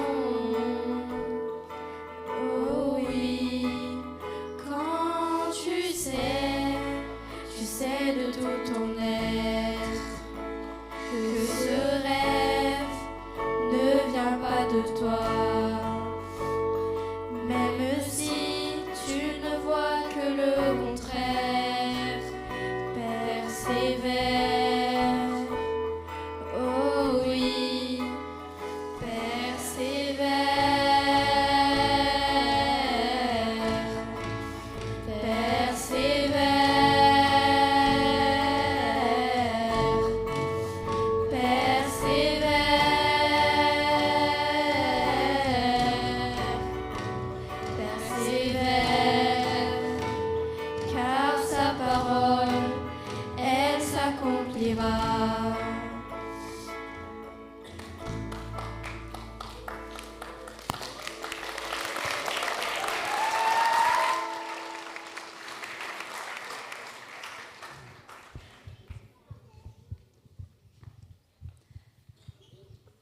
Je chante à l'Éternel, car il m'a fait du bien.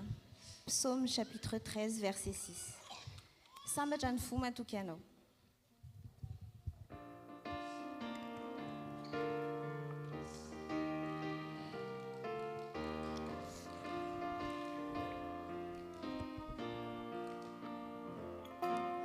Samba Janifu Izai Matukiana. Si a tupa nonja ramana nana nadisa misejayani sabatalo chetwatani sambachani fumatu kiana ujijini ni famija punawi sanaju Nailini nazambula maita maswanju nadizami sejayani sabatari shwetwatani de sambashani fumatu kiana.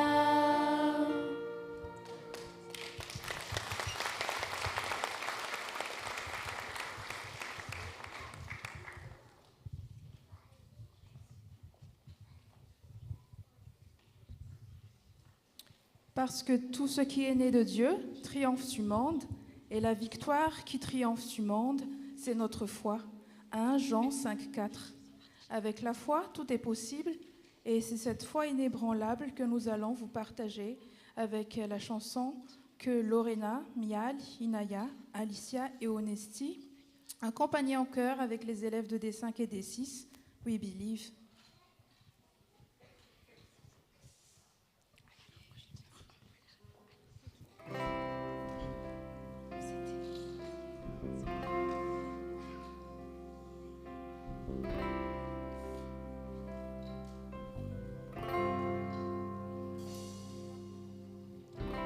In this time of desperation,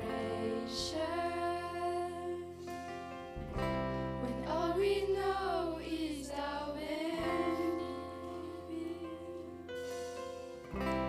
there is only one foundation. We believe, we believe. In this broken generation, when all is dark, you help us see. There is only one salvation. We believe, we believe. We believe in God the Father. We believe in Jesus Christ. We believe in the Holy Spirit, and it's giving us new life. We believe in the crucifixion. We believe that He conquered death. We believe in the resurrection, and He's coming back again. We believe.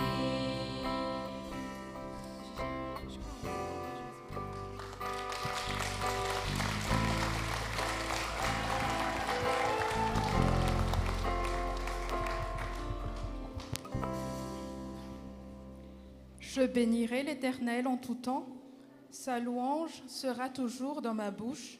Psaume 34, 2. Et oui, comment ne pas louer le Seigneur pour tous ses bienfaits? C'est à travers une danse très énergique que nous allons clôturer notre participation. Donc n'hésitez pas à applaudir vos enfants parce qu'ils ont beaucoup de talent. Et comment ne pas te louer, Seigneur?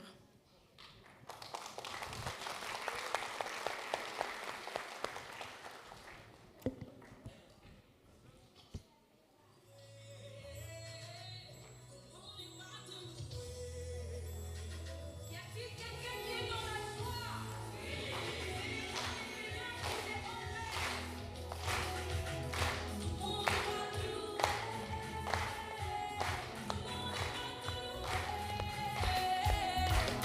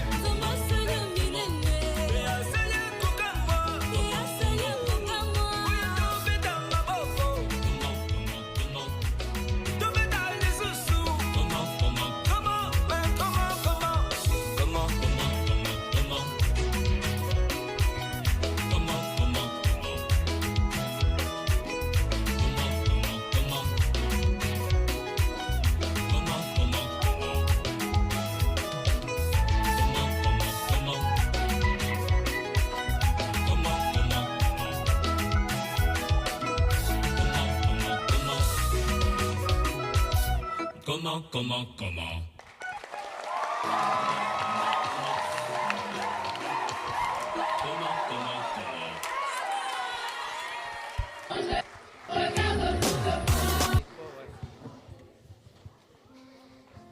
Veillons les uns sur les autres pour nous inciter à l'amour et à de belles œuvres. Hébreux chapitre 10, 24. Dieu met sur notre route des personnes qui nous guident ou qui participent directement ou indirectement à notre développement. Cela peut être nos parents, nos grands-parents, nos enfants, un ami, un proche, un pasteur, un moniteur de l'école de dimanche, des personnes à l'église, quelqu'un que nous rencontrons par hasard. À notre tour, Dieu nous place sur la route d'autres personnes pour témoigner par notre vie et les attirer vers Christ et transformer leur vie. Des lycéens qui sortent d'un examen. Certains sont fiers d'avoir triché et d'autres vont les corriger dans l'amour et les diriger vers Christ et l'Évangile qui les poussera à appliquer la parole de Dieu. Plus de triche, plus de jugement, travailler pour la gloire de Dieu dans les règles. Nous sommes au lycée Élysée Anjamianj en plein examen de classe de terminale. La sonnerie vint et les élèves sortirent de la classe. À la sortie de l'examen, les élèves ont différentes attitudes. On a assuré, non? Ce contrôle était beaucoup trop facile avec les notes qu'on avait. Ouais, grave, on va avoir des super notes sans avoir rien révisé. Vous trouvez ça comment, le contrôle, toi? Ça va, j'ai révisé pas mal de formules, j'ai fait pas mal d'exercices, donc je pense que ça devrait aller. Moi aussi, j'ai bossé dur pour ce contrôle. J'espère qu'on sera récompensé, hein. Vous avez dit quoi? Vous avez révisé? Mais pourquoi vous vous êtes donné autant de mal? Vraiment, vous êtes des bûcheurs, vous auriez pu faire comme nous, genre juste tricher. Quoi? Vous avez triché? Mais c'est pas bien, ça. C'est pas juste d'avoir des bonnes notes, ça ne fait aucun effort. Oh, arrêtez de faire les moralisateurs, c'est pas comme si ce contrôle c'était important, c'est juste pour avoir une bonne moyenne. En plus, on n'est pas les seuls, il y a d'autres personnes qui ont fait pareil que nous aussi. Ouais, dommage. Franchement, essayez de pas le faire la prochaine fois, parce que si vous vous faites attraper, vous allez avoir des gros problèmes. Les élèves se retrouvent donc à la cantine pour déjeuner ensemble et abordent le sujet de la tricherie lors des contrôles.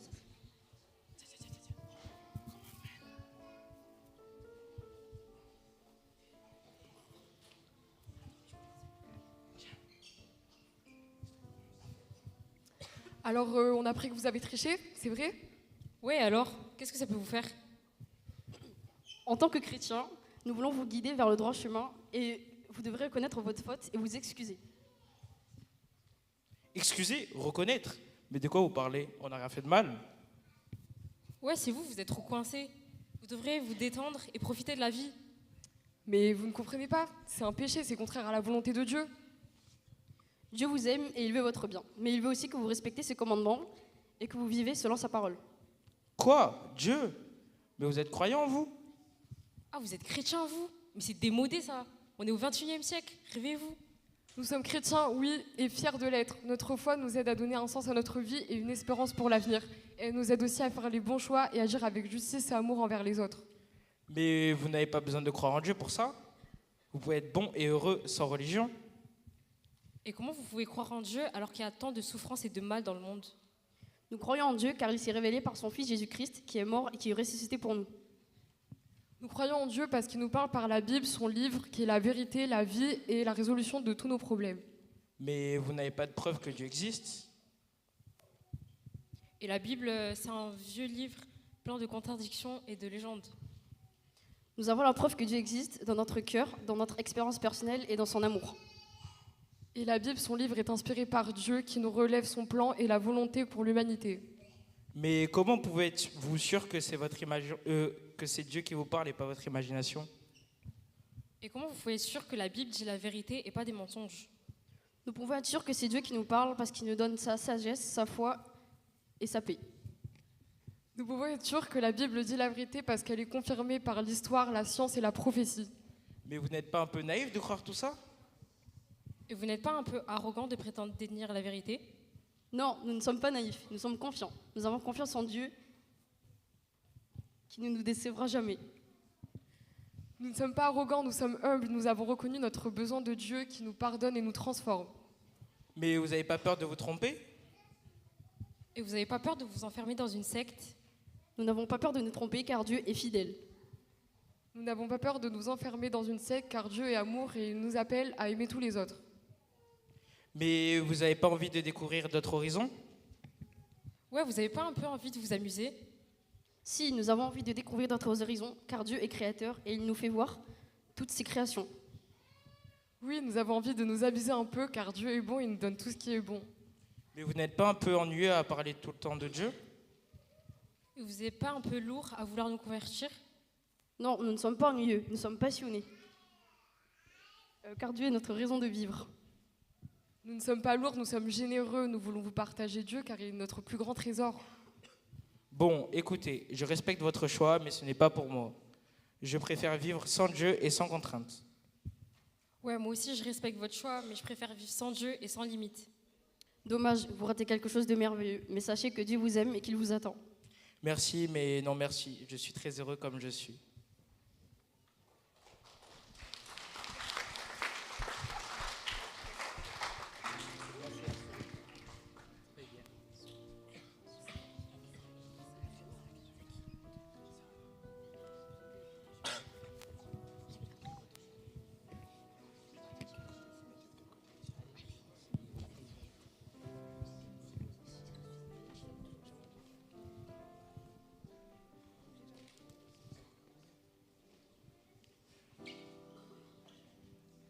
Bonjour à tous, j'ai corrigé vos copies du contrôle.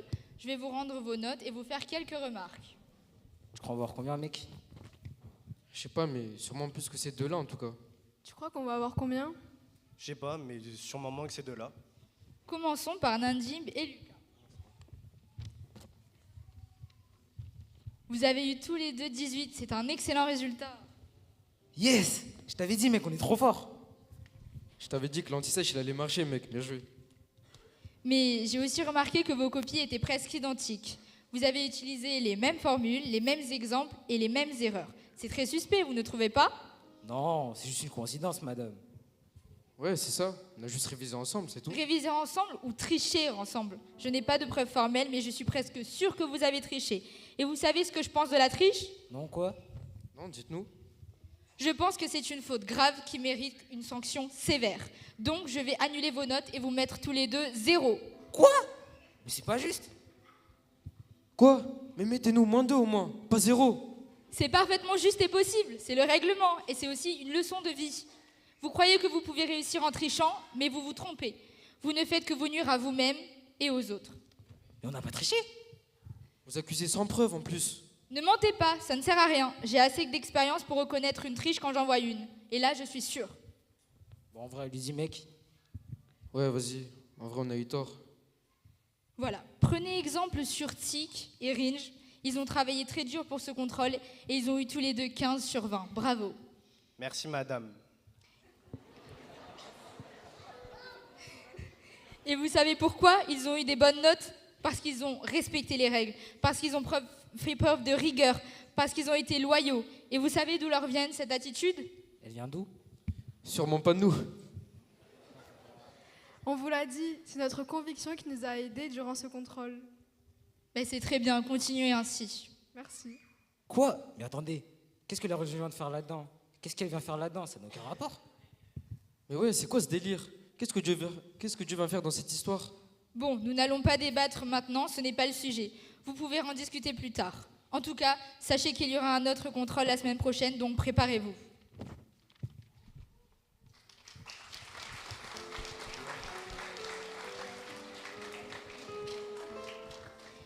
Les élèves se retrouvent donc à la salle d'études pour réviser ensemble et abordent le sujet de la tricherie lors du prochain contrôle.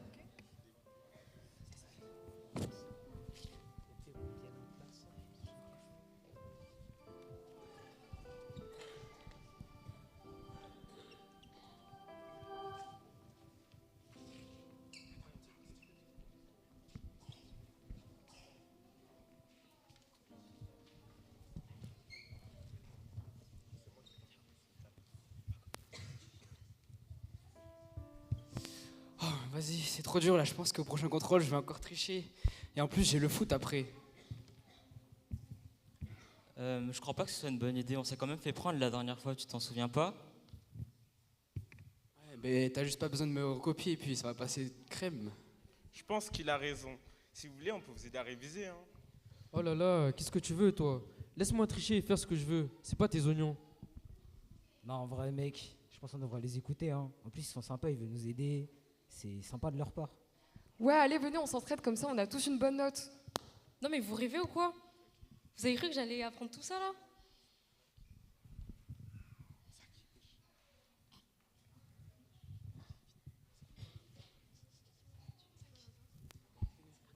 En vrai, si on va pas au foot et qu'on travaille ensemble, on peut s'en sortir, tu penses pas? Non, venez, ça sera pas dur. En plus, quand on aura fini, on pourra aller faire du foot après. Ouais, je sais pas trop. Hein. Moi, je veux bien réviser ensemble. En plus, j'ai vraiment besoin d'aide. Non, mais en vrai, faut pas le voir comme ça, hein, on va juste céder. Vas-y alors. Mais si j'ai une mauvaise note, c'est de votre faute alors. T'en fais pas, Dieu va nous aider. Oui, mais moi, je crois pas à tes histoires là. T'inquiète, tu n'as pas besoin de croire pour l'instant, tu comprendras plus tard. Mais pour l'instant, si tu es d'accord, révisons juste. Ouais, si tu le dis. Hein. Les élèves révisèrent donc tous ensemble et ont passé le contrôle la semaine d'après.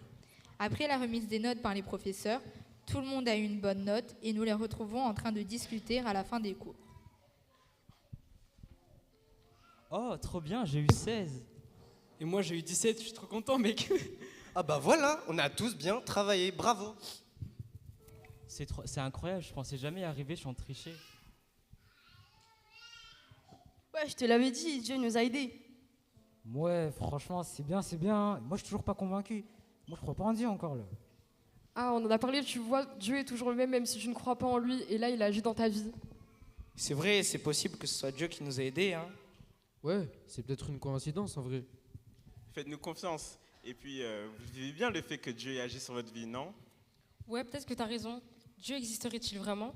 Oui, Dieu existe et il t'aime. Même si tu n'es pas encore convaincu de sa présence dans ta vie, Dieu t'aime quand même.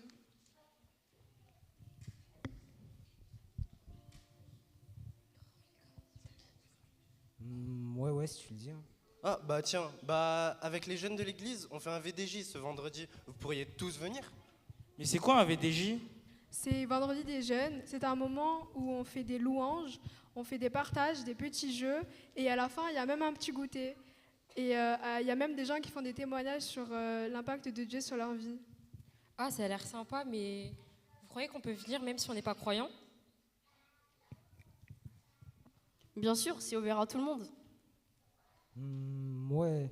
Bon, en vrai, venez, on y va, hein, les gars. Ouais, vas-y, pourquoi pas. Ok, alors ce sera le vendredi 5 janvier à 19h30 au Vieux Temple à côté du Capitole et je vous enverrai l'affiche pour toutes les infos.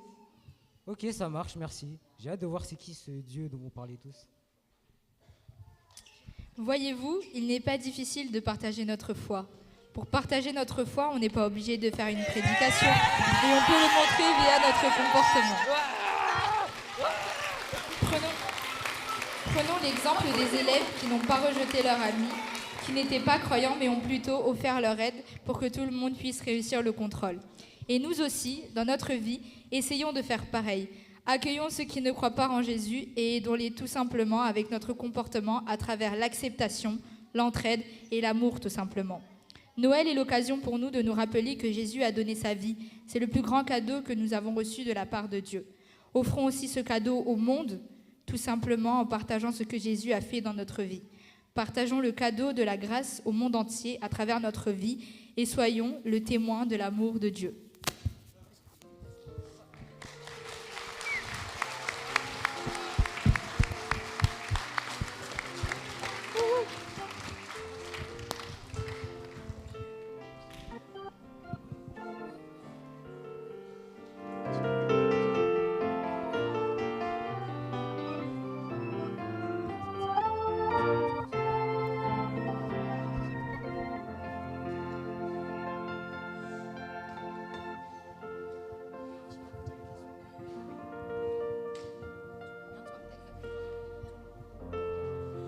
Bon, maintenant tout le monde va monter sur scène.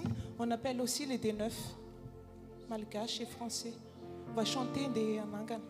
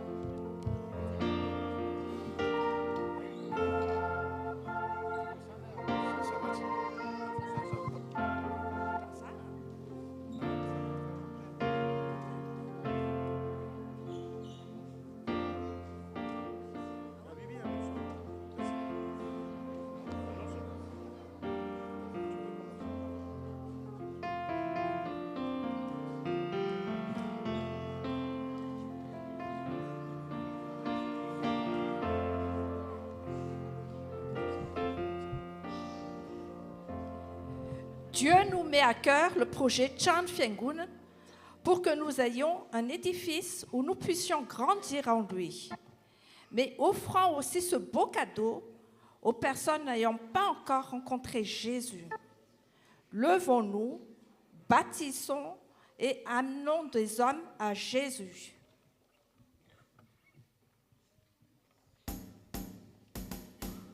Thank you.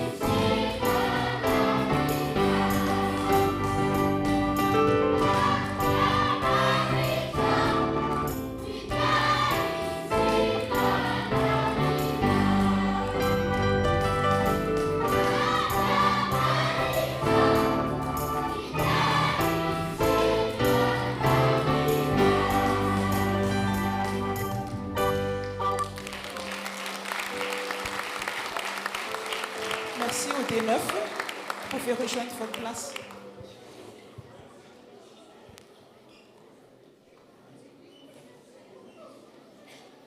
Nous avons vu qu'il est important de respecter certaines choses, sans quoi ta construction ne sera pas achevée.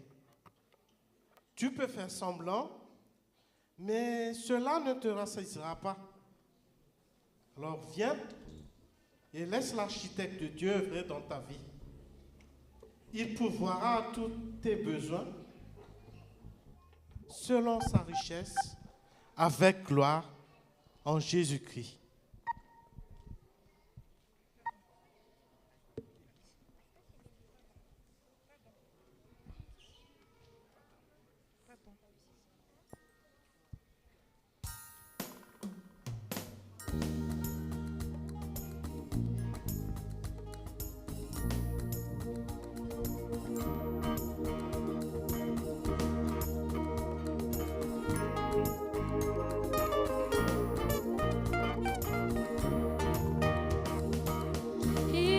Mama tia isananju, mama tia isananju, Jehovah Jireh. Mana isichana ira marari, rasenja marari, Jehovah Rafa. Hizi timandão amit, yarakami kyufon, Jehovah Shammah. Rama toucha de manume. Fiadana Noah, Jehovah Shalom. Easy, Mama Tia Isananju, Mama Tia Isananju. Mana Isichana na Marari, Rasenja Marari. Easy, Timanda Wamit, Yarakami Kubona.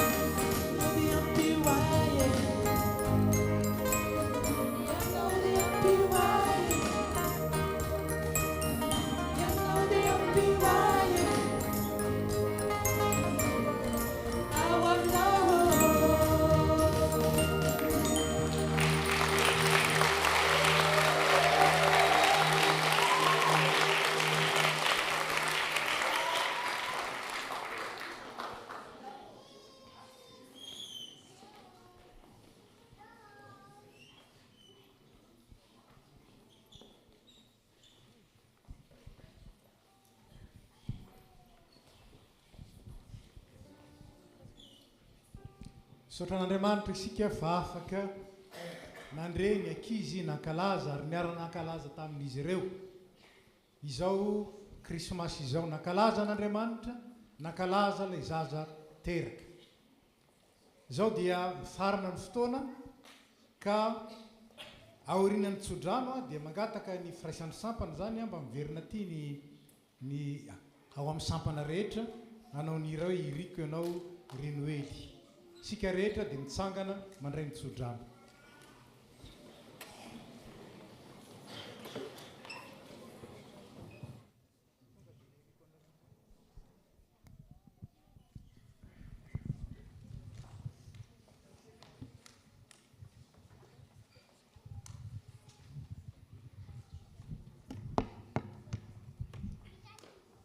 Après la bénédiction, les enfants, vous restez là parce qu'il y a encore un cadeau pour vous. Donc, ny afatra ho antsika dia izao. Ilay Andriamanitra dia voalaza teo fa architecte izay mahay indrindra. Ary ambaran'ny Paoly ao amin'ny Korintianina voalohany toko 7 fa trano arafitr'Andriamanitra isika. Ary araka izany dia asan'Andriamanitra isika, asany tao amin'ny Kristy mba hahatonga antsika kosa hanao asa tsara. Ary ino zany asa tsara zany amin'izao krismasy zao? Araka ny lazain'ny ankizy teo dia asan'ny fahamarinana, asan'ny fiderana an'Andriamanitra, ary indrindra asa ny fankalazana ny fahatsaran'Andriamanitra amin'ny zavatra rehetra. Dia raisy ny tsodrano tononona amin'ny anaran'ny Tompo aorianan'izany zany j'invite tous les membres des Frères and Sampana à venir ici aussi pour chanter avec nous. Dia ombanareo anie ny fahasoavan'i Jesosy Kristy Tompo, ny fitiavan'Andriamanitra ray ary ny firaisana amin'ny fanahy masina. Amen.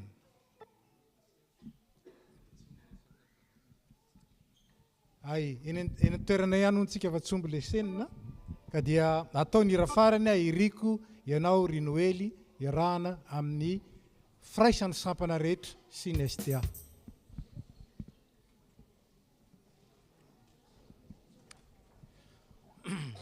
Dia isika zany any am-pitoerana mihira daholo.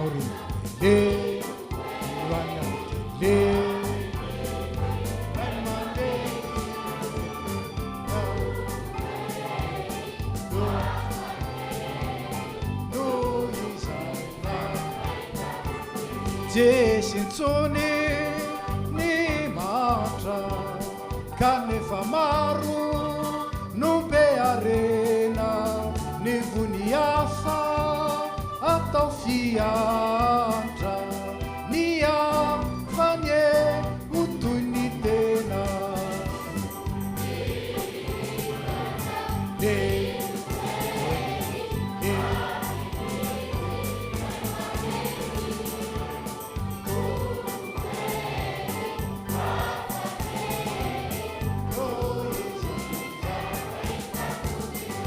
Sateu ni vunu namana no ni udini samsizam sani ulina limpiadanana anu rina via inambamba.